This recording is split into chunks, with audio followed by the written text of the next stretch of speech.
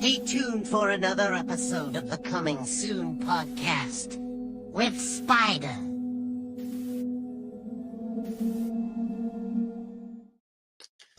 Hello, everybody. Spider here once again. Coming Soon podcast coming to you from San Antonio, Texas, being joined by Jasmine Kheen. How are you doing, ma'am? Hello, I'm doing great. Thank you for having me on.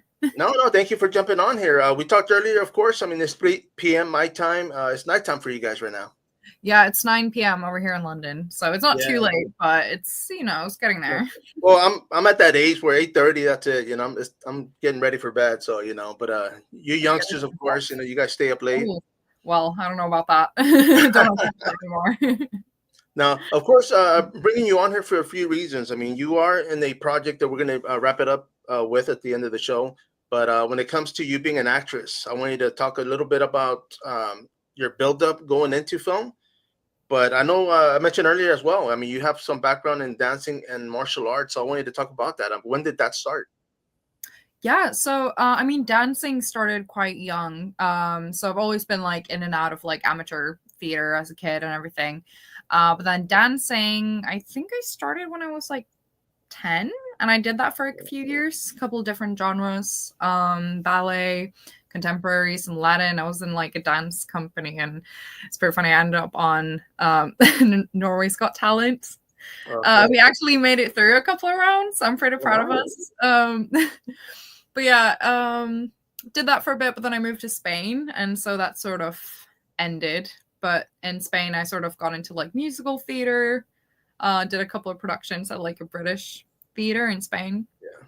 And then my career, I guess like when I really pursued film is when I came to the UK to study acting. And I went to a film school here, Met Film School.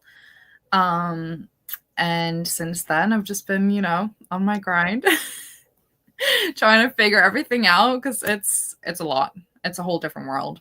I was going to say, I mean, when it came to dancing, I mean, was that, were your parents involved in dancing or art? Yeah, no. So when I was very little, like kindergarten age, my mom actually studied acting, I think to become like a drama tutor or something. Okay. And so I would come with her to her classes. And I remember I must have been like 5, but it really sticks with me, like watching her in class, doing her thing, her taking me to like theater productions and just watching sort of like the magic of it all. I remember like the smell of the smoke that they use, the stage smoke, and just being mesmerized by it. Yeah. Let me ask you, because of course, on top of being an actress, I mean, you've been a director, an editor, writer. So of course, was watching behind the scenes, like you mentioned earlier, with your mom, being in theater, was that kind of what like got you to want to do behind the scenes work as well? Just curious. I think because I didn't know too much about it, but I've always been quite like creative because my mom has been very creative. And she's done all sorts, like photography and graphic design. And she's a single mom, very strong woman. She's always done everything herself. And I think also film school gave me a lot of insight into like the world of production. Right. And I think also coming into an industry where you don't really have any contacts, or you're sort of starting off with like nothing. I think creating your own opportunities, and also as like an actor, you're very much out of control of your work. And I think it's important to sort of take control of, what you want to act in, what you want to do, what you want to create. Because, it's all about telling a story, whether it's acting or behind the camera. Nice. And so, yeah, I think just getting to experience all those different roles in university really opened my eyes to, oh wow, I actually do want to do stuff behind the scenes as well. Well, that's cool though. I mean, because you get to see both sides, both worlds. I mean, I know a few actors here locally that do the same thing, and it's just for them, it's more like the experience, of course, but they go from one to the other. So they're like, okay, when I'm directing or I'm assisting, they kind of see like what they want, and they're like, okay, you know what? So when it's their turn to act, they're kind of like understand what the director wants, or makes it easier. But yeah, I mean, I think it complements each other. Of course, it's in film, so that's pretty cool. Now, you mentioned mom being in photography. I mean, do you do photography as well? It's funny you asked that actually, because I just went down to see her. Like, I think I came back yesterday, literally, from seeing her, and she had this camera that she's really not been using, so I asked to borrow it. So that's my newest venture. Is like I'm gonna try and learn how to use the camera, and I would really love to do some like BTS photography and sort of capture the magic of what goes on, because there's so much, and it's quite frustrating because sometimes you're on a production and you're like, I'm gonna get some nice BTS photos here, and then you look at them, you're all like, all the photos, and you're like, what the fuck? You're like, who's taking these photos? Huh?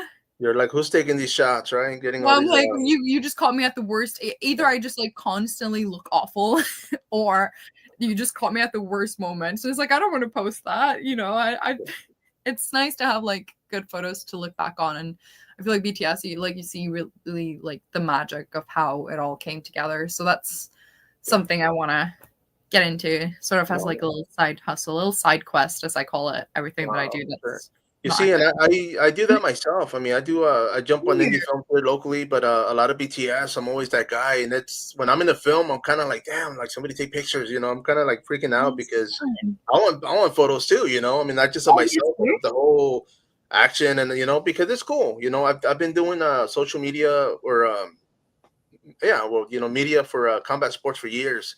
So I would always get like the fighters like behind the scenes, like in the locker room warming up, and after the fights, you know, I'm sharing like all the photos, and I do edit. I don't post all the ugly ones, just so you know. So there's you get good ones. You get good ones. like I'll crop out certain people because I'm like, okay, I can't do that to them, you know. But I mean, they you know, they appreciate it because they're like, dude, like I had no idea you were taking photos, you know. But I do tell them, like when I go in there, I'm like, hey, I'm gonna be taking photos, guys. Just you know, be yourself. Don't look at, you know, just because I don't want. I mean, being a fighter, of course, or being around fighters. I mean, people always. I'm like, hey, I'm gonna take a photo, and the first thing they do is they put their hands up, and I'm like, nah, bro. Like I want to catch you.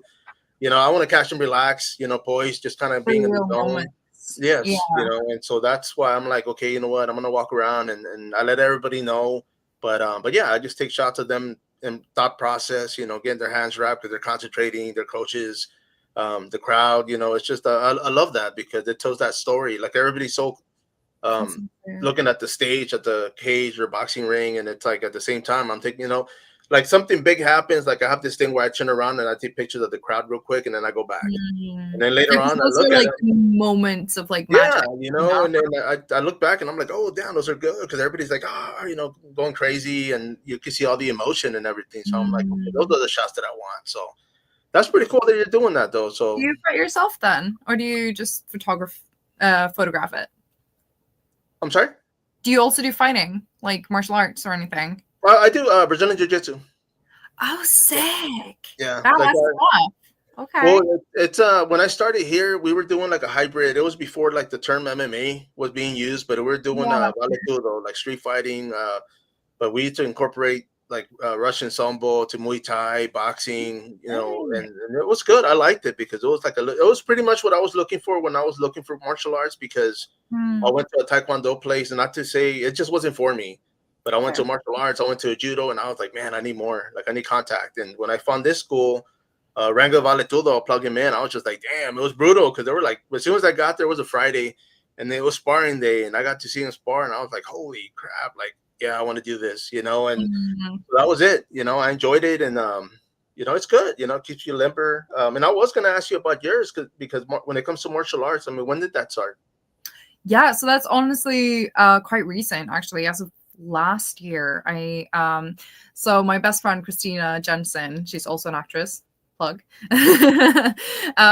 She's been doing Muay Thai for years now, and she's been like, Jasmine, come join. Jasmine, like, come join me, because I do really enjoy like action films. And we've done some stage combat in uni, and I got like a unarmed combat certificate, but obviously it's not the real stuff. You don't actually hurt each other. And I think also, like, as an actress or actor, like, if you want to do action and want to do fight choreography, you need to know what it feels like to, you know, be punched in the face. You need to know what the actual pain feels like.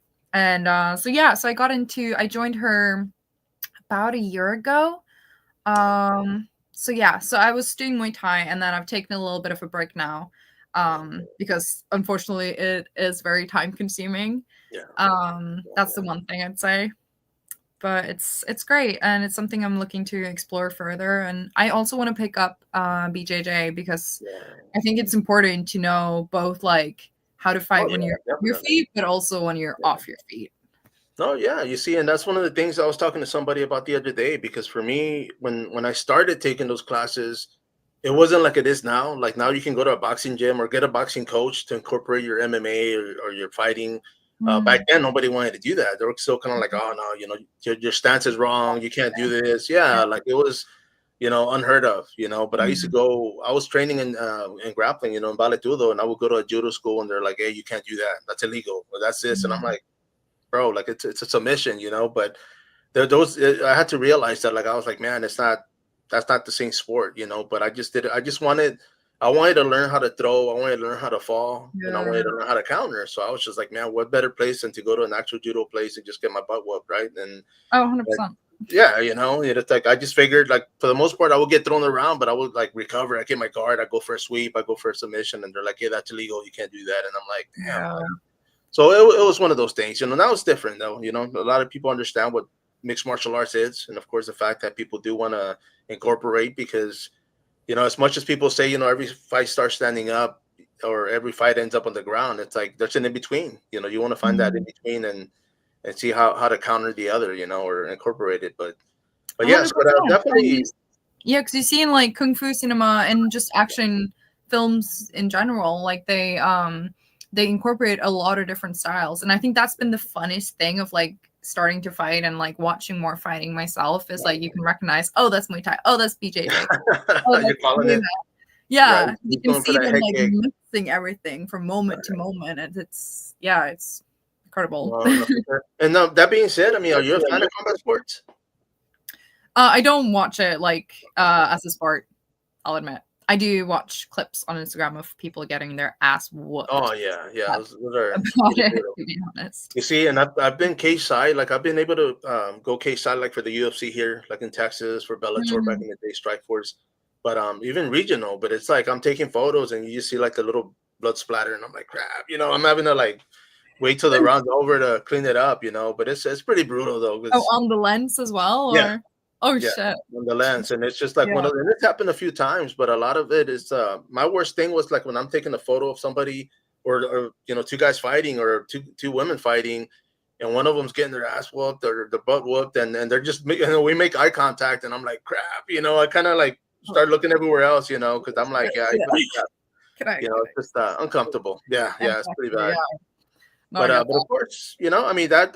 So with that being said, I mean, being having done dancing, martial arts, obviously, I mean that didn't start before acting, right? I mean, you were already doing dancing before you got into theater or acting. Dancing, yeah. I mean, theater growing up was very much a like on and off thing. I think I was not 100% sure of like what I wanted to do, and so it'd be very much like in and out. But I was in and out of a lot of activities and spare time things as a kid. Like I did swimming, I did diving, I did scouts, I did track, I did many different things where I was like, I was so in it. I did like football in first grade, and then I quit because it was too exhausting. I was like, yeah, no, never mind. Now, let me ask you, when you play football, like all the equipment bought me, and I was like, no, I'm really committed this time. I'm really gonna do this. Yeah. Mm-hmm. But when you said football, you mean soccer, right? Yeah, sorry. Okay. No, I just wanted to make sure, because you said football, and I'm like, okay, cool, but I get some rugby. No, American football confuses me. I've tried to understand it, and I've tried to like watch a game, and I'm just like, what is going on? Yeah, you're like, why are they running back? Why are they? Well, you see, we had the Super Bowl yesterday, and I didn't watch it. I'm not a fan of. I watch sports, but I don't like football. For me, it doesn't, do anything for me. I'd rather be live. I'd rather watch it live. Like if somebody's like, hey, we're gonna go watch the game live, like I'm 100%. But to watch it on TV, I can't do that. See, that's one thing I do want to do though, because like I feel like the atmosphere in any sports game, is like really good. So even though I'm not that into football, or soccer, it's like being there in the room, like even when was it the Euros when it was on? Was that this summer or was it something else? I think it was the Where Euros what do you last mean for summer. the oh yeah, last summer. When England was like playing, was it the finale? I don't know. Anyway, like the crowd, the energy, how invested people are. You can't like help but not be invested in it yourself. But Oh I played yeah. handball, so I find that a little bit more entertaining, if I'm Really? honest. Oh, Yeah. nice. Okay, I can see that though. I mean, that's actually pretty. It keeps you busy. I mean, that's Oh, pretty yeah. hard. And I mean, Norway's doing pretty well in it, which adds to the fun of watching it, I guess. Yeah. No, yeah. Well, you see, and let me bring this up too because for me, like soccer, I used to watch soccer. You know, I followed Yeah. when it came to U.S. teams, of course. You know, I think it was DC United. I was following for a while. Euro, like I mean, I'm not gonna lie, I didn't. I watched the games just because they were hella entertaining, but I never followed like a European team or like or anything outside the U.S. But like when it came to the World Cup, like I was actually at the World Cup '94, I believe. I got to backtrack, but Mexico versus U.S. And I mean, I'm Mexican American. You know, we went out there rooting for the U.S. We got killed, we got slaughtered, but Ooh. it was fun though. But the crowd, I mean, the crowd was Yeah. nuts. Like it was just being there live. I was like, damn, we're gonna get killed. You know, we get there and like there's like nothing but Mexico flags everywhere, and I'm like, crap. You know, like, but it was Yeah. fun though. Everybody was cool. You know, people Mm. were yelling and just a little too excited, but it was fun though. I mean, I wish I could go again. Of course, I think one of our listeners or watchers, football, soccer, yeah, they got it. They get it. Hell yeah. But yeah, but of course, when it comes to theater, I mean, acting. You know, what Mm. was your first taste of that? Like, what was it that you first got into? Was it school? Was it Yeah, college? I think so like I always did it as an elective, is that what you call it? Like when you have a choice of classes and stuff. Oh yeah. I would always do drama and I quite enjoyed it and I had very encouraging teachers. And so I quite enjoyed like the music classes and my drama classes. And I think I've sort of had that in the back of my head of or back of my mind that that's what I want to do and pursue when I get older. But I feel like I was very much sort of like almost waiting until I was old enough to, move to somewhere where there's more of a film industry or a bigger film industry and get to like study it and commit fully. Yeah, because it was quite hard. Like when I was living in Spain, trying to figure out the language and just being a teenager and everything. So it's like I felt like I was almost sort of waiting to be able to, move here and study it, get my degree, which you don't need to do acting at all. But it gave me a lot of confidence that I think I was lacking in myself and just knowing what I was doing, basically. Yeah. And you did mention moving to Spain, so I was going to ask you, do you speak Spanish? Very, very poorly. I was quite a bit of a weeb when I was growing up. And so when moving to Spain, I was more into wanting to learn Japanese. Oh, wow. And so I was like, I have to learn Spanish now. And so I ended up, I got good grades in Spanish and I was like, but I wouldn't say I was like conversational. I could understand everything that people were saying to me, but replying I found quite difficult. But I think that was also lacking the confidence to actually try to use the Spanish I knew. Right. But I'm actually picking it up now again. That's been another one of my little side quests. I'm like, no, you know what? It's embarrassing. I lived in Spain. I should know how to speak Spanish. And it's such a beautiful language as well. So nice. You see, I mean, of course, growing up here for myself, I mean, I spoke Spanish. I can read and write in Spanish. I mean, that was my first language. I mean, I spoke both by the time I got to elementary school, but it's a lot of my older brothers didn't, they just didn't, they speak it, but it's worse than mine. I mean, I don't use it as much as I should, but I'm actually trying to get into films in Mexico. I mean, it's like right next door. So that's one of the reasons I've been trying to practice. But I was going to ask you though, because for me, I'll watch movies like in English with Spanish subtitles, just so I can read it, or I'll watch it in Spanish with subtitles, just so I can. Oh, okay, that's how you spell it. Because a lot of words, I'm still like, damn, I don't know how to spell them or pronounce them. But I'll listen and I'll watch a movie and I'm like, oh, okay. Like I'll hear a word and I'm like, oh, okay, I get it, And it's just, it's a cheap way, but it works. So. No, but that's how you learn. Like that's how I learned a lot of my English because we had in Norway we have English class from when we're like 6. Right. But then I think I really enjoyed the subject, I guess, in school, and I want to, get good at it. And so I was watching a lot of Minecraft Let's Plays growing up. Nice. Like IS Cupquake, she was like my big one that I liked. And I just remembered like learning words like wood. I was like, oh my god, mom, wood is tre.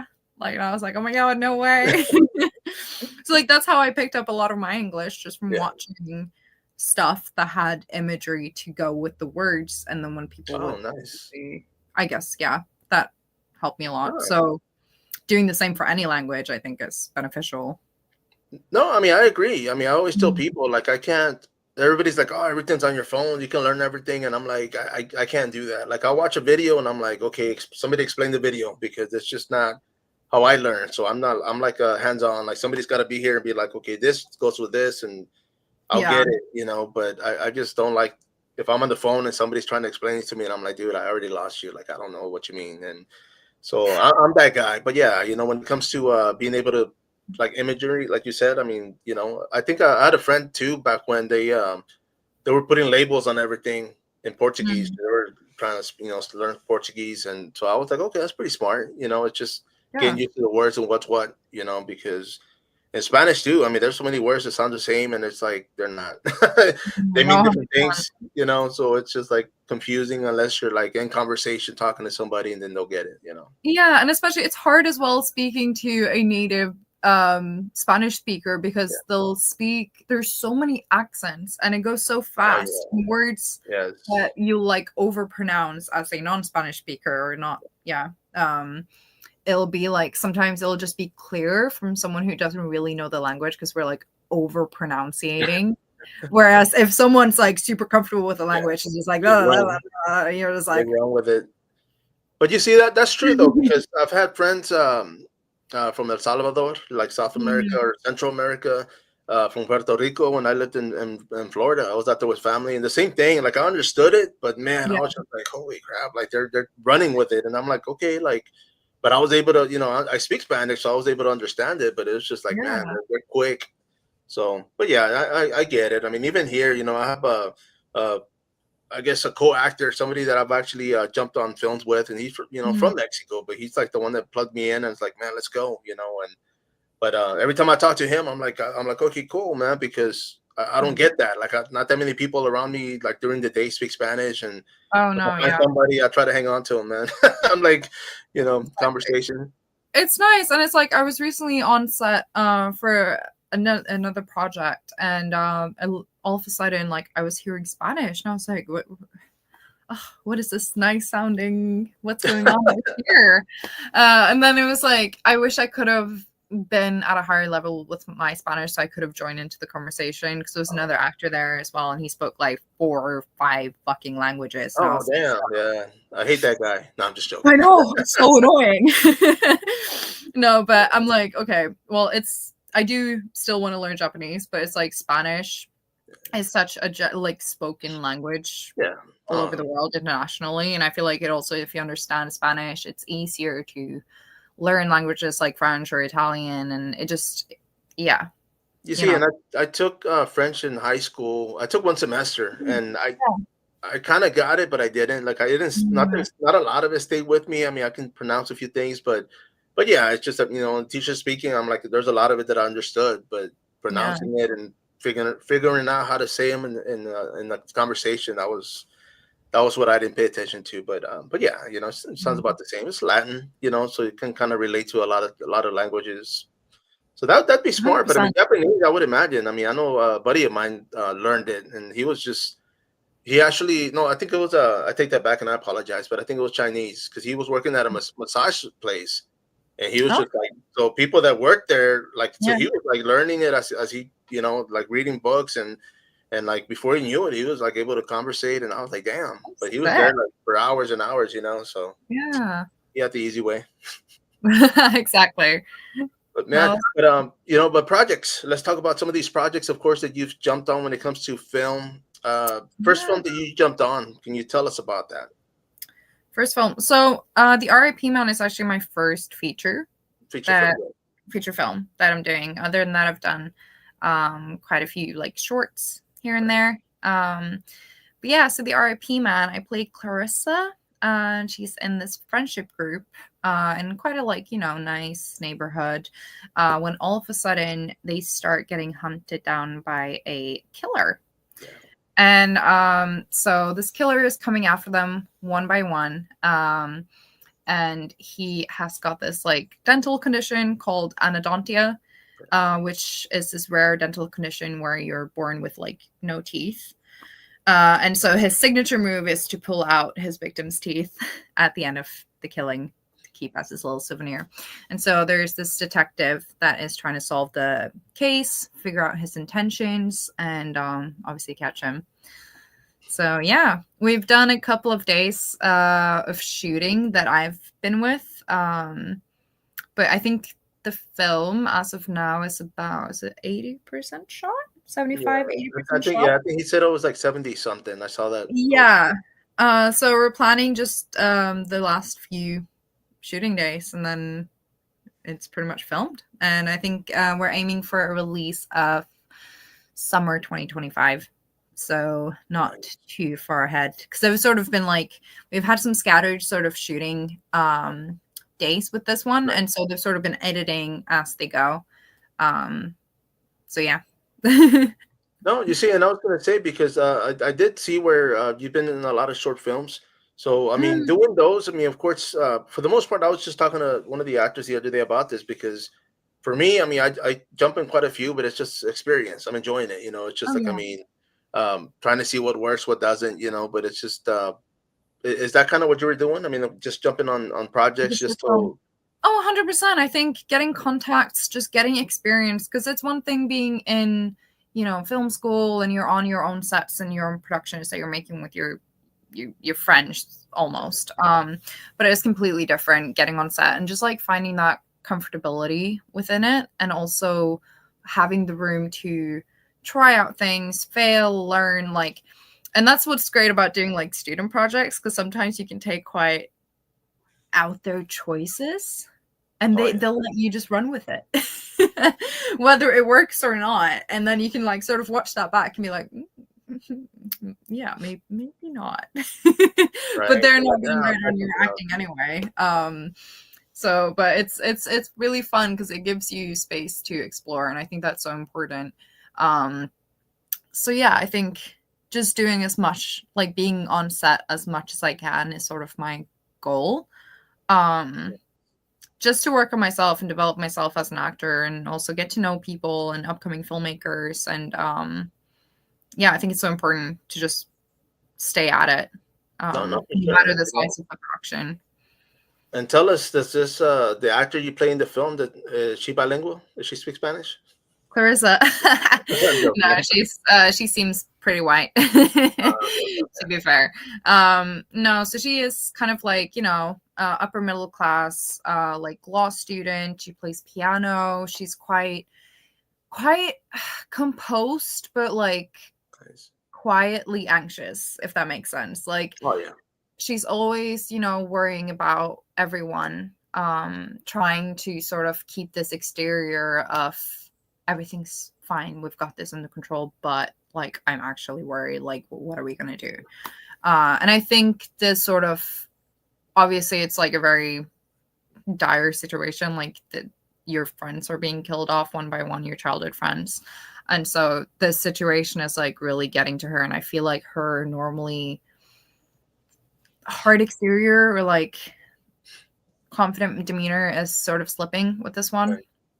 Slipping through the cracks.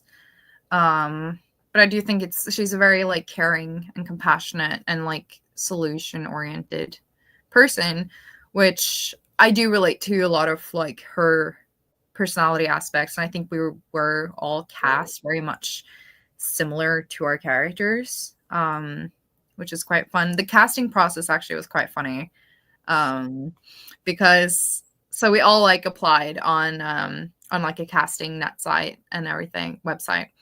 And so I think it was 400 applicants. I don't know if it was 400 plus. It was a lot. And so I think about 6 or 9 of us, I think it was 6 of us, were invited to a pub uh, with Reese and Jamie, the producer and director of The Argument, and we were all just sort of hanging out, talking about the script, and I found it interesting because they were sort of just observing us the whole time, like seeing, you know, who we were as people and how we interacted with people or with each other as a group. Oh, nice. And most of us made it to the final process, and I think that sort of way of casting it gave us a really good base for a friendship. Like when I'm on set with them, it feels like we've been friends for ages. Oh, nice. So y'all have that chemistry on film. Yeah. Nice. Yeah. I like that. No, it's great. Yeah, I think it's a really interesting, like, cool way of casting because it's sort of doing the audition process and chemistry test in one. Yeah. Almost. No, for sure. I mean, I'm sure, you know, and that's pretty cool. I mean, I've actually been on sets, and that's one of I was going to say too, because a lot of the behind the scenes, you know, when I'm out there able to do that, like I see how they work. I see a lot, like a little techniques that they use, and I'm like, oh, damn, that's good, you know. And so I'm just studying and learning, and just I just find it interesting because it's like every director's different. Everybody has their own way, their own style, their own, and so it's just I get a kick out of seeing how they work because on one set, you know, the director Seth, I'll throw him out there, of course, right? I mean, he's in a subliminal cinema, but he was doing like where everybody's filming and he's out of nowhere, he just claps like real loud and people kind of like look, you know, but he was like, yeah, I'm doing that just so people can kind of loosen up because after they turn around, they go back and they're loose, they relax. And so it was like little things like that he was plugging in, but I was just like, man, it makes sense. And I liked how you were saying the fact that they got you guys together and you know, just kind of be able to chill, hang out, and feel like best friends. You know, once leaving, that's genius. I like it. It was great. It was great. Yeah, and I think it's so interesting, like you said, like how everyone works so differently, and there's so many different techniques, and I think that's what's so fun about the job is that it always keeps you on your toes. Oh, yeah, You never fully know what's happening. I guess you're never fully in control of it, and that's been one of the things I've actually like struggled with a little bit is like not being okay with not being fully in control. That makes I can see that though because I think a lot of us do that though. I mean, it's just one of those things that you know. I mean, when it comes to films, I mean, I've jumped in a few here locally, and it's like we improv quite a bit. You know, we have a script, and we're like, but they're like, you know what, make it your own, and I like that too because it's like if they give me a line or they give me something, and I'm able to just kind of work with it to where I'm comfortable, then it makes it mine. So before I know it, I'm that guy, I'm that character, I'm, you know, projecting that script the way they want it or the way I'm, you know, pitching it out. But you know, there's a lot of things, but you know, it's great. You know, I like it. It's like going to school. I mean, I always tell people, I said, I'm not going to acting school. I'm just gonna keep learning back here. You know, I'll just watch everybody and. But yeah, but of course, have you always had that like confidence to go for it? Because you seem no. You know, confident person. No, but you see, I will say this though. I mean, I did try to get into. I was jumping on auditions like right before COVID. Like I was like in a place where I was like comfortable. Money was good. I was, you know, kids were grown. I went to two of them and they didn't go my way, but just talking to people and kind of looking at how things were, I was like, okay, cool. And then COVID happened and it just everything stopped.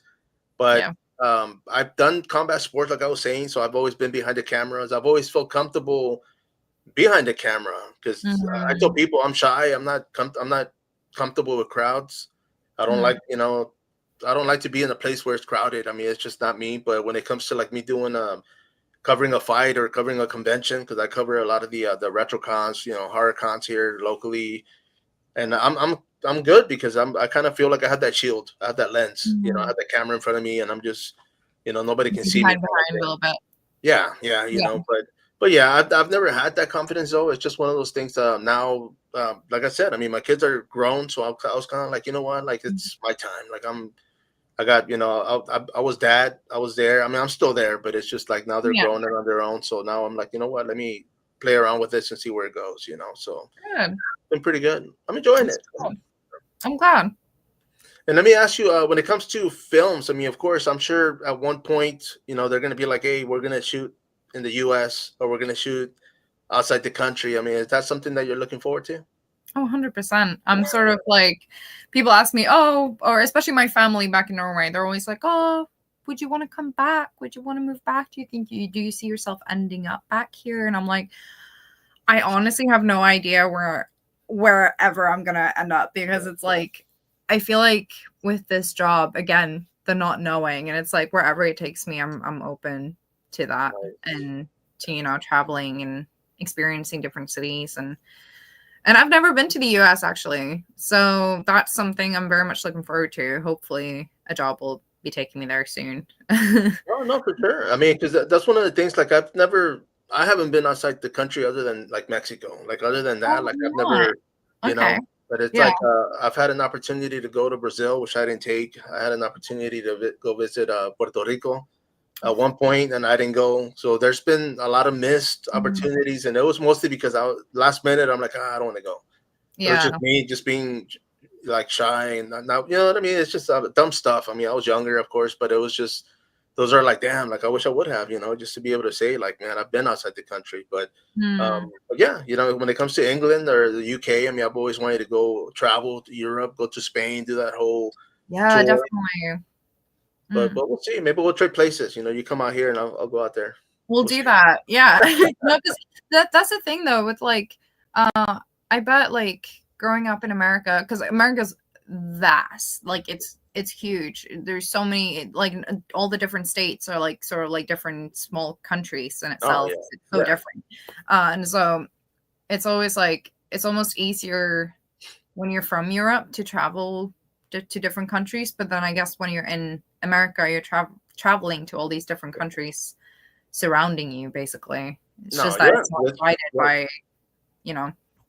By imaginary borders. Yeah, they're Yeah. But I Yeah. will say this though, because I know I've done road trips like from here to Florida, and that was like a Nice. 24-hour drive. From Jeez. here to Idaho, then to Las Vegas Yeah. road trip, and that was a nightmare. But so yeah, I mean, just to get out of Texas, it's like 8 hours, 10 hours, and I'm Mm. central, so it's a big state. People are like, "Oh man," you look at the maps and you're like, "Damn," But it's like when you're driving and it's like a couple hours. You're like, "Damn, am I outside the state already?" And so yeah, it's a pretty big place. And I always tell people too, because I wouldn't mind traveling, but there's still a lot of places here in Texas I haven't visited, gone to. So it's like Yeah. I'd It's rather. often like that though, like places you're from or you live in. Like even with Norway, everyone's talking about, the gorgeous scenic fjords in the north, and like I haven't seen any of that. Like I'm from the south. I've stayed like on my south coastline. I've maybe traveled up like once or twice in my life. That's it. And it's like, so even in England as well, I'm obviously traveling now more because of work, which is a Right. part that I really appreciate, because I'm actually seeing a little bit of the country that I live in. But you just get so stuck into your little own bubble Yeah. almost in the place Oh you yeah. live. So it's, Yeah, just like for me, like I've lived in Florida. I mm, lived in Atlanta for like almost a year, and mm, it was I always ended up home. I would always come back. It was just yeah. it was home, and I ended up here. Before I knew it, I left Florida for good, and I was like, man, I'm just going back home, and it is Mm, home, so I'm comfortable. I'm happy, but I mean, I still want to travel though. It's like now that I'm like good and everything's running. I want to explore. But I mean, there are like tons of. I mean, like when it comes to Texas, there's like so much to see. I mean, mm. there's like an abandoned zoo that I want to go to that I haven't. I'm like, man, I want Oh, to go. shit. Yeah, it's like it was just left. Like I don't even know what year, like 60s or 50s, but it's just Oh, abandoned. shit. So you can still see the cages, and it's like a trail now. Like you can go out there and explore. Oh, that's sick. So Have you been to a lot of like abandoned places? I'm sorry. Have you been to a lot of abandoned places before, like exploring and stuff? Or I've been, but just mm, not like outside the state, or not even like out, as far as like up north, next North Texas, mm, But I've been to a few here central, but that one is I think it's like going towards Dallas, so it's up there up north. It's like a 5 hour drive, I think, which isn't bad, but it's mm, just like something like that. It's like you're going just for that. And I'm yeah, like, I want to do something where it's like, okay, I want to go for that, but since I'm there, I want to see what else is out there, and of course, yeah. stop on some trips on the way back or going over there. But I definitely want to do that. I mean, there's tons of Yeah, rivers, hitting ponds, hitting lakes. I mean, I there's like know. all sorts. So big state. Big state. Big state, exactly. No, I wanna go to Texas once because see the Cowboys. Oh yeah. You see, and I know. I mean, we had like this thing called Cowboy Breakfast. So I mean, they do the whole rodeo thing. We have the Hell, rodeo like downtown, so it gets pretty good. I mean, music, it's like everybody's out there. But I mean, just here in the city, like I am in the city. But I mean, if you go down south in the city, there's people on the horses, like down the street, like going down the street, and there's a lot of farm areas, and so it's pretty cool, But it's just you know, they're out there enjoying life. hell yeah. But let me ask you, of course, when it comes to acting, are you still, I guess, studying? I mean, I know when you're out there and you're watching people, looking at, co-workers, I guess you can say. But do you take like online classes? Are you doing anything other than? No, so I graduated like 2 years ago, and right after coming out of this like 2 year bachelor, I felt like, okay, I have a lot of theory now. I want to go out and try it. And so that's what I've been trying to do, is just try out everything that I've learned. But I think I've been wanting to do some more workshops and stuff, and like look more into the Meissner techniques and practice, because I got an introduction to Meissner in university, and I quite resonated with the way of working.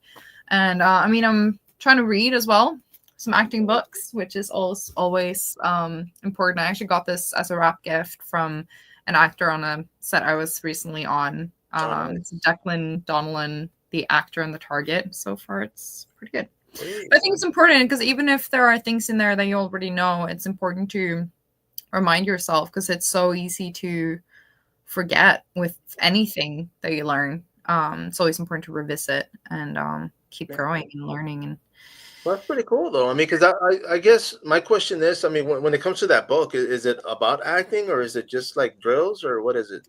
Yeah, no, no, it is about acting, and it's this one is talking a lot about focusing your intention or attention on the target and truly seeing who you're targeting or what you're targeting. And something that was said in here as well that was quite stuck with me is that you're always looking at something, whether it's external or internal. Because when you're talking, you're always either looking out or you're looking back into a memory that you can see in your brain.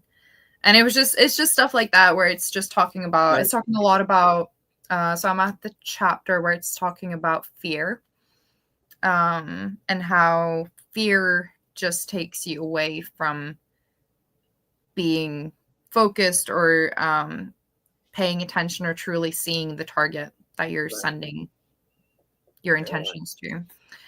So it's really important, and it's hard as well because some scenes I do feel like require you to be quite internal as an actor. But then in most scenes, really, it requires you to get out of your own head and get out of your own headspace, which is so easy to sink back into, and truly seeing the other person and listening to the other person and being there with whoever you're with. Because it's so easy to be, our acting tutors always told us, like, it's so easy to be a selfish actor. Because you have all this prep done, you have this performance in your head, but it's truly, at the end of the day, not about you. It's about the other person in the scene, and what you can offer that person, and receiving offers and giving offers. And that's pretty deep. Well, that's good though. Yeah. I mean, I can see it because when you were talking about projecting and talking about something and pick like the image in your head, I started thinking about stuff. I'm like, okay, yeah, that's true. It's like things that you don't think about, but I mean, if you put yourself in that situation, now you're like, that's wow. I'm gonna have to look that up though. I mean, that's what I was asking because I was like, I mean, I haven't read a good book in like a while, and I was actually doing that as well because of the whole podcast thing. Like I would read out loud, just so I could pronunciate and just kind of keep with conversation. So I was doing those drills for a while, for a pretty good while. But like to be able to read and actually like about acting, because it's a craft and it's an art form. It's like you want to be able to use it and use it for how you feel as far as what it can do for you. But the whole being there for somebody else, I mean, it's true, because when it comes to It kind of reminded me of sparring, like when you go to a Mhm. coach and the coach holding the mitts, it's like, okay, you both kind of use the same drill. You're both working out, but it's like you compliment the other person. It's not just like the guy hitting the mitts, but the guy using the mitts as well. So, but yeah, that's pretty cool. That's pretty deep stuff, man. Yeah. Yeah, no, I think it's great to, read and remind yourself of, especially in those moments where you are experiencing some sort of anxiety that is putting you in your own head, because it's blocking you from being able to like actually be in the moment and deliver a performance, because the performance is, I mean, it's not real, but it's real at the same time. No, 'Cause yeah. it's I mean, especially if it's you putting that out there. I mean, it becomes real. It has to. You got to sell yeah. it. You got to. So that definitely makes sense. I was going to say too. I was going to plug this in real quick, but this is the poster that I got off the internet. Of course, the RIP man. The Indiegogo is going on. So of course, for those that are following, I'm going to plug the Indiegogo campaign on the my post. So those that are interested can definitely help out. Of course, yourself. I mean, you've got the director, writer. Your co-stars. I mean, everybody that's involved. I mean, of course, you mentioned earlier, you guys got along from meeting up at the pub and just kind of, becoming friends. So, can you see yourself working with everybody else in future projects? Let me ask you that. Oh, 100%. I think everyone's been like a dream to work with. It's been such a nice set atmosphere. And just like the jokes we're able to have, and the good tone. There's just a good tone throughout the whole thing, and we're still getting stuff done, but we're Oh, also yeah. like hanging out and having fun, and it feels like a very safe environment where you can be yourself and you can explore and you can listen to each other and you can fail, and that's fine. And yeah, it No, definitely, yeah. you see, and that's true too, though. Let me say that because a lot of like doing the whole behind the scenes, I get to see how people act and react, and it's good because, like you said, I mean, people like they're like, oh man, I screwed up, and it's like, okay, no problem, and everybody just all right, reset, Mhm. and there's no judgment, people laugh, and of course, but it's like when it comes to like it's gonna happen, you're gonna screw a line up or something's gonna go wrong, or maybe it's just the lighting, or it's always something, the sound's not on right, and all these things happen behind the scenes, and that's what people don't watch. So it's a lot of work. Mm. I've been in shorts where it's like, I mean, we shoot for hours and hours, and it's like 8 minutes of the film. Exactly. Exactly. Yeah. So it's like, you know what? I just spent 8 hours with all these, cast members and crew, and it's cool. But I mean, there's a lot of camaraderie. I mean, I get to run into a lot of these people, actors, actresses, like in other projects or just mixers or wherever. So it's something that we're gonna take. I mean, of course, becoming friends and just motivating and helping each other grow. That's what it's all about. So that Mm. is definitely cool. I was gonna say too, when it comes to martial arts and dancing, do you skateboard by any chance? Just curious. Oh my God. I tried when I was younger, and I remember I would be like, no, mom, I can't do my homework because I need to go out and skate. I was in that phase. And I was I good at it? No. But no, it's another thing that I've been like wanting to try and pick up again, but now I'll probably fall and You're like, break my I'm good. Yeah, I got a car new now. skate. Drive Or around. yeah, exactly. I mean, I'm No, trying to get a driver's license first, and then I'll get a car, and no, then I can be no. like, oh, I'm too good for skating now. No, I always I run into people, friends, and they were like, "Man, I used to skateboard, man. What happened?" And I'm like, "Man, I got a car, bro. Like, I got I a don't have car. to skateboard everywhere. It's like I'm driving, but I still do. It's just, Oh, you skate as well. That's cool though. yeah, no, yeah. My oldest, she's the longboard person, so she's always on her longboard where we can She's go. cool. And my youngest didn't pick it up at all. Like she's like, "I'll just run after y'all." And I'm like, "Yeah, you can," but she would, she'd be like, "I'm like, man, y'all better catch up or keep up." Mm. But cool, man. But of course, I do thank you. Thank you for jumping on this. I mean, the project, best of luck with everybody in the production from cast and crew. The RRP man, of course. I'm going to post the Indiegogo campaign that is out there for those that are interested. Can definitely help out, make it happen. Because, of course, I mean, it is going to happen, but they can definitely contribute and get perks out of it. So 100%. And I appreciate you jumping on here. Is there anything you want to say before we wrap this up? Thank you. Yeah, no, I was just gonna say it's been great talking to you. It's been a great conversation, and thanks for having me on. No, for sure. And that's what I want. I mean, people are always like, oh, I'm going to interview. And I'm like, yeah, but I want to talk. I want to know what's going on and break that. I guess I've had a lot of people jump on and they're like, man, it's the first one. And it was so comfortable. And I'm like, man, I want it comfortable. It's just like the Mm. whole, like going to the pub and just relaxing and, hey, just have a good time and conversate and make a conversation. So thank you for jumping on here and doing such. I'm looking forward to the film. I mean, it is your first lead role, so I'm looking forward to that. Congratulations. Thank Do you. you know if it's going to be, and I know I can ask the director and the writer, but is this going to be on stream? Is it going to be on physical media? Do you know? I think it's going to run the festival, run a festival run first, and then see where it'll end up after that. No, for sure. Well, thank you for jumping on here. Like I stated, I can't wait to see you work here in the U.S. We'll see. We'll project that and see what happens. Well, I can't wait to see you in Europe. I know we'll probably miss each other. I'll be like, hey, where you at? I'm over here in the UK, hanging out in castles, which I hear are out there, and I'm like, dude, that's so cool. But I'm sure you're probably castle. I'm in the rodeo in Texas. Yeah, there you go. There you go. Portrait places for sure. But don't hang up yet. Everybody out there, of course, once again, this is Spider Coming Soon Podcast. Jasmine Kheen, thank you very much. Till next time, follow up.